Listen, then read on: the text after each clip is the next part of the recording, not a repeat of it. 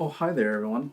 Welcome to another Cardwell's Cauldron here. I'm Cardwell. And I'm Kevin. And with here on Geektopia Island, before we get on into the silly deck that it's... I don't know, I'm kind of sad about, but we'll get there. Before we get there, of course, just want to remind everyone that we did start a Patreon. And if you want information about that, we do have the link down below. And with that, Kevin, let's get to it. Let's do this. The deck name, All for One and One for All. And sadly, we're not talking about My Hero Academia. We are talking about silly drops that have power toughness of 1. Yeah. See, get it? Neat. Because we're going to start out with our first amazing creature here. Tetsuko, Umezawa, Fugitive. Now, we've done a deck with the rats, and the rats are kind of back. But I made it Grixis. Because there's a couple of other cards I just want to swing unblockable without them dying. And thank God, Fatal Push is gone. So this is where we're going to start. 1 in a blue, 1/3. Creatures you control with power or toughness, 1 or less can't be blocked. Simple as that. It's pretty straightforward. Just don't block my dudes. Yep, we got 4 of those. Just like Lyra's. You want 4 of your main legendary dudes as possible. The next dude we got is, from my heart, he's a goblin. Yep. It's a 1 red for a 1/1 goblin soldier, the Goblin Banneret. And he's got Mentor, so whenever he attacks, you put a 1/1 counter on an attacking creature with less power. Sweet. And then you can pay a red and 1, and he gets +2/+1 until the end of turn. Now, we're never want to trick Mentor here, ever. We want them to be like, oh, you can't declare blockers after block phase before damage. Pump the hell out of them when you swing in. Like, it's weird, as crappy as all these cards are, he's the weakest of the weakest link. Because I was like, we need another 1-drop. And, I mean, he can pump. I mean, +2 for 2 is not bad at all. It's like fire breathing, technically. Yeah, it's pretty good. Yeah. And of course, the best 1-drop of them all is Siren Stormtamer. 1/1 flying. You need protection, and you might as well have a dude that gives you that protection. 1 sacrifice Siren Stormtamer, counter target spell or ability that targets you or a creature you control. Card's so good in standard. It's insane. The card. Because, I mean, she can counter Settle the Wreckage, so you're just like, no. Yeah. No. So you want to try to swing freely as possible, and that's what helps you do it. Yeah. Next up is the Daring Saboteur. He's 2 mana for a 2/1, and he's a human pirate. Whenever he deals combat damage to a player, you may draw a card. If you do, discard a card. And you can pay 3, and he can't be blocked this turn. Yeah, so if you need a dig, you can just pay 3 and swing in for 2. This is all small dudes with chip damage, and like, I don't know. We need a lot of draw on this. We need to get to Umezawa as quickly as possible. Yeah. And hopefully this will be able to get there. Another card I've been really wanting to play, and I think I want to do it when the next set drops, but Mystic Archaeologist. 1 and 1 blue. It's a 2/1, and you can pay 2 blue and 3, draw 2 cards.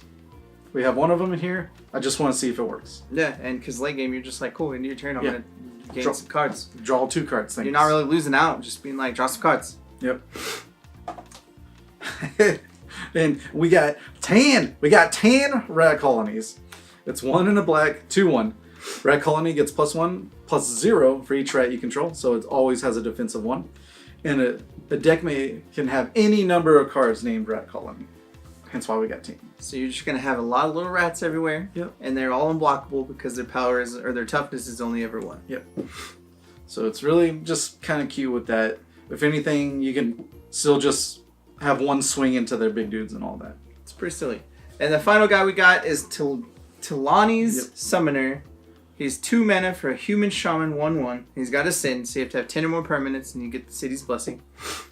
And whenever he attacks, you may pay a red and X. If you do, create X 1/1 red elementals that are tapped and attacking. At the beginning of the next end step, exile those tokens unless you have the city's blessing. Yes. This is, I don't know, this is one of my guilty pleasure cards I wanted to build around, but why do they make stuff so small and you have to swing with it and they're going to die immediately, right? So with Umezawa, hopefully it's unblockable, it doesn't get killed, and you can just have tons of dudes every turn.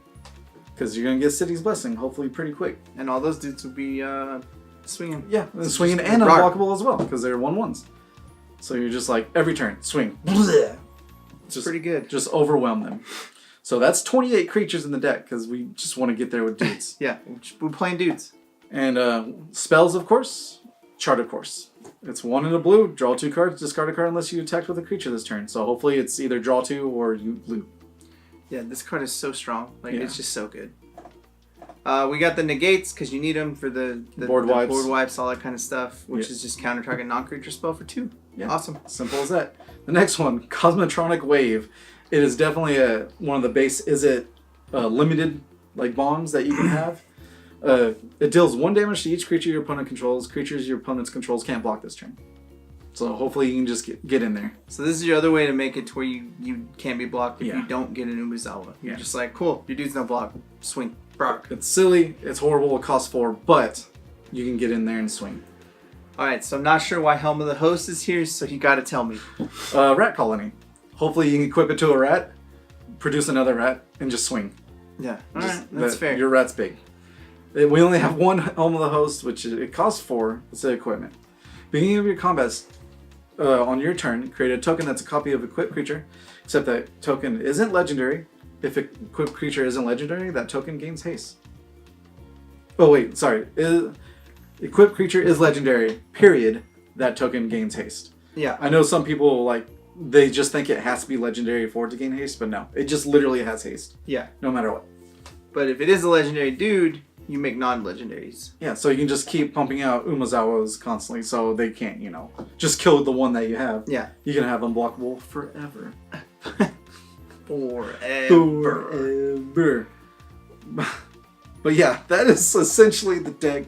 There's no kill. There's no nothing. You're going in full ahead, just swinging it as best you can. Yeah, you're on full tilt. We're going to get there in 3 or 4 turns because we have to. Yeah, exactly. With your little heart sires. Yeah. The lands are pretty simple. We've got 4 of the Dragonskull Summits, which is the red-black buddy land. We got 4 Drowned Catacombs, which is the blue-black buddy land. And we have 3 islands, 3 mountains, and 1 swamp. And we got 4 steam vents, which is the red-blue shock. And then 4 watery graves, which is the blue-black shock. Yeah. Grixis lands are really nice right now. So it's the best time to use those colors. Now with 23 lands, it seems a little high for our curve, but our abilities on our curve cards are higher. They're usually around 5, or if you want to pump into a lot. So hopefully you can get you there. Yeah, so you're going to want to have all those ways to get there and do things. All right. Silly enough, with our honorable mentions, they're mostly mares, which is kind of weird because they're all 1-somethings. First off, Diamond Mare 2. Enters the battlefield, choose a color. Whenever you cast a color of that chosen color, you gain 1 life. So it helps you against the aggro deck, hopefully. It's a 1/3. And it makes your rats gain you life. Yeah, great. Exactly. Just every time. Play. The next one is a Lightning Mare. It's a 2 red. The spell cannot be countered, so that's good against control, of course. Can be blocked by blue creatures. And it's a 3/1. And if you can pay 2, 1 red in colors, it gets a +1 until end of turn. That's pretty sweet. I mean, just you just swing every turn, keep pumping it. And the last mare is the Surge Mare. Like I said, almost all colors. It's a blue, can be blocked by green creatures, a 0/5. So it can swing in unblockable until damage, and then you pump it up. But whenever it deals damage to an opponent, you draw a card. If you do, discard a card. So it kind of helps out. So it's like a weird looter, yeah. Yeah, and if you pay 2, it gets +2, -2. So you can pump it up twice for a 4/1. And the final guy we got for the honorables is Direfleet Daredevil, which is red and 1 for 2/1 first strike. When he enters the battlefield, exile target instant sorcery from your opponent's graveyard. You may cast that card this turn, and you may spend mana as though it were mana of any type to cast that spell. Yeah. If that card be put in the graveyard, exile it instead. So essentially, you snapcaster their graveyard. Yeah, pretty much. So if it's silly enough we're not running counters or kill spells, then you can cast this to use their kill spell that they used on your dudes. And your dude's unblockable. Yep. Great. It's silly as that. Of course, you can put in kill and counter and all that stuff, but these are just silly, fun cards that can maybe also be put in the deck. I like it. I think it's going to be pretty wild to see if it works. Yeah, we'll play it for a brawl, of course, to show you if it works or not. It's silly because it will be going against another creature deck, so we'll see how that actually entails and works. It's just a whole lot of unblockable, though. We can't wait for Allegiance. I don't know. On your Banneret, you didn't give as much credit, because I think you would want to keep putting counters on your other little dudes. But it makes them not unblockable, though. That's the sad part. If they're 1 or less, who cares? You make a lot of 3/1s with Tilonallis. You just make one of them big. Yeah, you make the elementals big. Yeah. That'd be pretty good. Yeah. I mean, I get it, but that's fair.